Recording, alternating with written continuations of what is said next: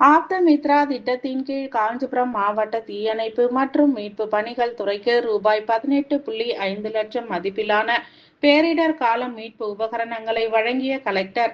காஞ்சிபுரம் மாவட்ட வருவாய் நிர்வாகம் மற்றும் பேரிடர் மேலாண்மை துறை சார்பில் ஆப்தமித்ரா திட்டத்தின் கீழ் காஞ்சிபுரம் மாவட்ட தீயணைப்பு மற்றும் மீட்பு பணிகள் துறைக்கு பேரிடர் கால மீட்பு உபகரணங்கள் வழங்கும் விழா மாவட்ட ஆட்சியர் வளாகத்தில் இன்று நடைபெற்றது.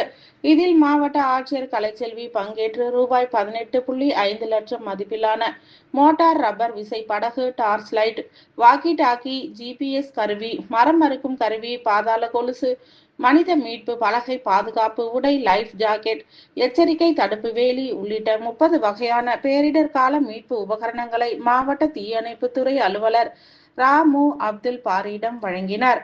இந்நிகழ்ச்சியில் மாவட்ட வருவாய் அலுவலர் வெங்கடேஷ், மாவட்ட ஆட்சியரின் நேர்முக உதவியாளர் சத்யா, மாவட்ட தீயணைப்பு துறை உதவி அலுவலர் பாஸ்கரன், பேரிடர் மேலாண்மை துறை வட்டாட்சியர் மோகன் உள்ளிட்ட தீயணைப்பு துறை, வருவாய் நிர்வாகம் மற்றும் பேரிடர் மேலாண்மை துறையினர் என பலர் கலந்து கொண்டனர்.